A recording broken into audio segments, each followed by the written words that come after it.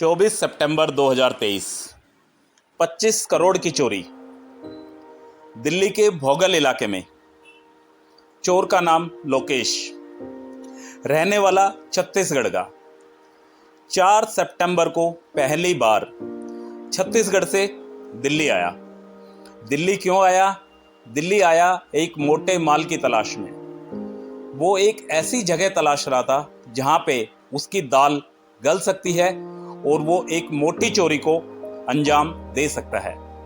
4 सितंबर को आने के बाद उसने दिल्ली में एक कमरा बुक करा, एक होटल लिया और उसके बाद उसने पूरी की पूरी प्लानिंग करी कि कैसे मुझे चोरी की वारदात को अंजाम देना है। सबसे पहले उसने गूगल करा। गूगल पे देखा उसने कि दिल्ली के कौन कौन से बड़े शोरूम हैं जहां पे मैं चोरी कर सकता हूं। उसने ठिकाना बनाया भोगल इलाके में उमराव ज्वेलर्स को। सबसे पहले उसने रैकी करी, दुकान के आसपास घूमा, देखा। उसने देखा कि यहाँ पे एक भी सिक्योरिटी गार्ड नहीं है, आसपास में कोई कैमरास नहीं है। उसके बाद उसका यही टास्क रहा, आसपास उस दुकान के घूमता रहा और रैकी करता रहा कि ये दुकान कितने बजे खुलती है, कितने बजे बंद होती है, कितने लोग इसमें आते हैं, कितने लोग सामान परचेज करके ले जाते हैं, कितने महंगे महंगे आइटम उमराव ज्वेलर्स वाला रखता है। उसने सारी की सारी प्लानिंग करी। उसके बाद 14 सितंबर को 10 दिन बाद वो बंदा वापस से छत्तीसगढ़ चला गया। छत्तीसगढ़ जाने के बाद उसने वापस से गूगल करा, मैप करा, चीज़ों को देखा, सोचा, समझा कि ये जो भोगल इलाके में जो उमराव ज्वेलर्स की जो शॉप है उससे उसने ठिकाना बनाया, टारगेट बनाया। उसके लिए सबसे पहले उसने रैकी करी उस शॉप के लिए। उसके आसपास घूमा, देखा, सारी चीज़ों को समझा। उस चोर की जो आदत थी वो आदत यह थी कि वो हमेशा अकेला चोरी को अंजाम देता था। उसके साथ कोई भी गैंग काम नहीं करती थी, वो अकेला बंदा चोरी को अंजाम देता था। उसके बाद क्या करा, उसने देखा कि उमराव ज्वेलर्स के जस्ट पास में एक बिल्डिंग है, 4 मंजिल की बिल्डिंग है और उमराव ज्वेलर्स का जो शोरूम है वो भी 4 मंजिला है। तो उसने वहां पे रैकी करी, घूमा। उसने पूछा लोगों से कि इस घर में कौन कौन लोग रहते हैं। किसी ने बताया कि इस घर में फैमिली रहती है, 4 फैमिली रहती है, चारों अलग अलग फ्लोर पे रहती है। तो उसने सोचा कि ये एक बहुत अच्छा टारगेटेड पॉइंट है, तो उसने उसको नोटिस करा। उसने क्या करा, उस बिल्डिंग में वो बंदा घुस गया, उसके साइड वाली बिल्डिंग में। तो वो 4th फ्लोर तक जाके वापस आ गया, बट उसको किसी ने कुछ नहीं पूछा कि आप कहाँ से हो, कहाँ जा रहे हो, कुछ नहीं पूछा। क्योंकि 4 फ्लोर जहाँ पे होते हैं वहाँ पे हर बंदा ये सोचता है कि या तो 2nd फ्लोर में जा रहा होगा, या 2nd वाला सोचता है कि 3rd में जा रहा होगा, और 4th वाला समझता है कि यार कोई काम होगा इस वजह से आया होगा। आजकल होता क्या है, किसी भी आदमी को दूसरे आदमी से कोई मतलब नहीं होता। तो वो आराम से 4th फ्लोर तक गया और 4th फ्लोर पर जाकर उसने देखा कि उमराव ज्वेलर्स का सबसे 4th फ्लोर पे एक गेट लगा हुआ है और उस गेट से उसकी एंट्री हो सकती है। तो उसने पूरा प्लान बनाया। पूरा प्लान बनाने के बाद वापस से वो अपने घर पे आ गया। उसने पूरा का पूरा एक प्लान स्ट्रक्चर बनाया। उसने रिटर्न में बनाया कि किस तरीके से कैसे कैसे मुझे जाना है, कौन कौन से इक्विपमेंट मुझे लेके जाने हैं। यदि रास्ते में कोई बंदा मिलता है मुझे, जब मैं सीढ़ी चढ़ूंगा उस साइड वाली बिल्डिंग में, तब मुझे यदि कोई बंदा मिलता है तो मुझे उसको क्या जवाब देना है, सारा का सारा उसने प्लान बनाया। पहले उसने एक ट्रायल बेस किया। ट्रायल बेस करने के लिए मैंने आपको बताया कि वो पहले गया, जनरली गया, जाके वापस आ गया, बट उसको किसी ने कुछ नहीं पूछा। तो घर पहुंचने के बाद वापस से गूगल करा, सारी चीज़ें देखी।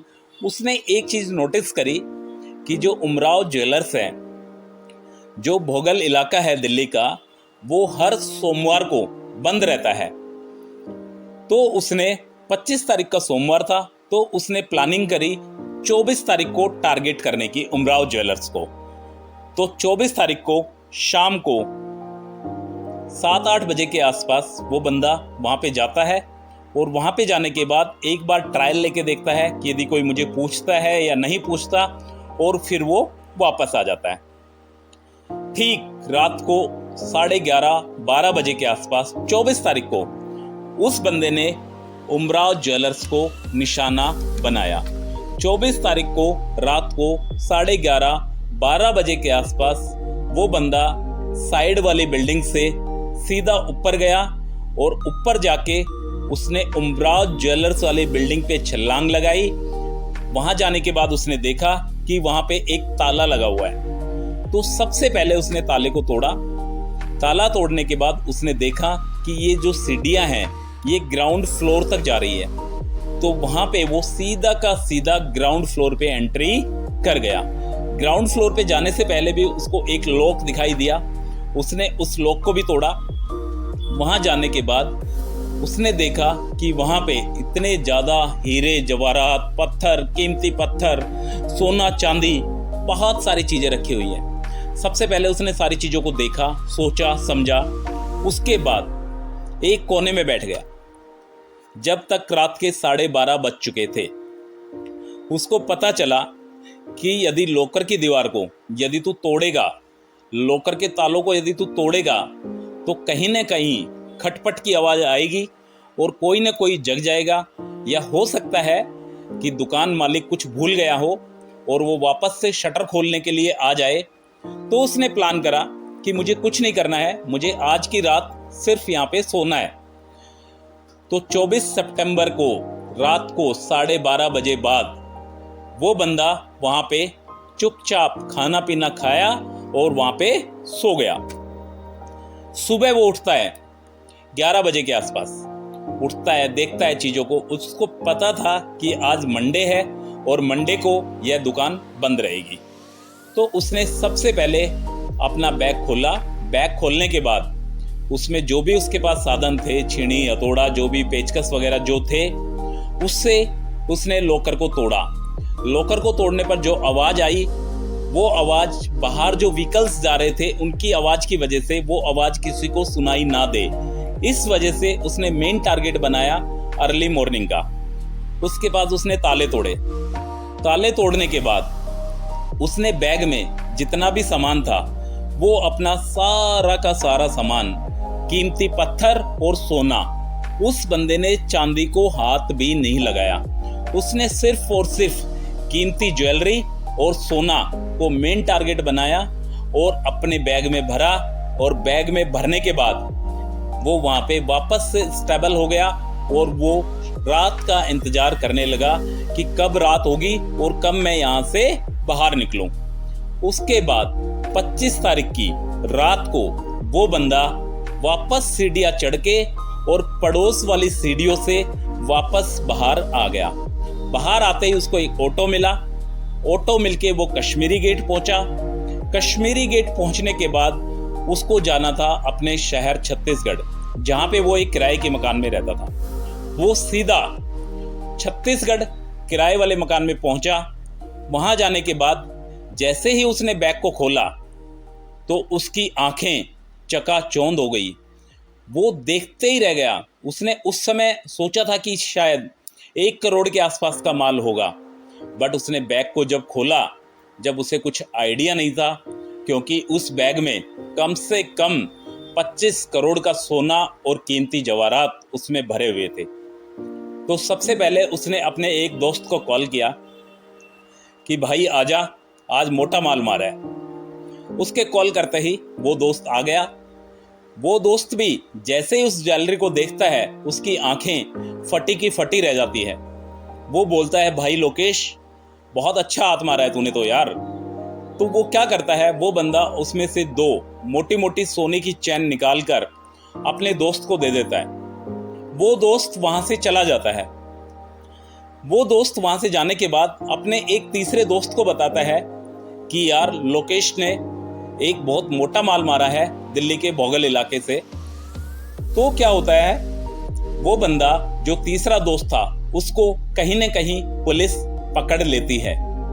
जैसे ही तीसरे बंदे को पुलिस पकड़ती है, तो वो बंदा कहता है कि इसमें मेरा कोई कसूर नहीं है, मेन चोरी करने वाला जो बंदा है वो है लोकेश। तो पुलिस कहीं न कहीं लोकेश के पास पहुंच जाती है और जो 25 करोड़ की जो ज्वेलरी थी जो उसने चोरी करी थी वो ज्वेलरी पुलिस के हाथ लग जाती है। इससे पहले भी लोकेश बिलासपुर जैसी जगह पे काफ़ी बार चोरी कर चुका है, बट ये जो चोरी का इरादा था ये उसका लास्ट इरादा था। उसने सोचा था कि यह चोरी करने के बाद मैं कोई दूसरी चोरी नहीं करूँगा, बट वो अपनी इस सबसे बड़ी चोरी में 25 करोड़ की चोरी में पुलिस के हत्थे चढ़ गया। और अब देखते हैं लोकेश की कहानी आगे चलकर क्या होती है, क्योंकि उसने बोला था कि ये मेरी लास्ट चोरी है, इसके बाद मैं चोरी नहीं करूँगा। बट जो उसने चोरी किया हुआ जो माल था वो सारा का सारा माल पुलिस ने जब्त कर लिया। तो फ्रेंड्स, ये थी एक दिल्ली के सबसे बड़े महाचोर की कहानी। यदि आप इसी तरीके की कहानी इंटरेस्टेड हैं रियल स्टोरी में तो please subscribe this channel. Thank you so much.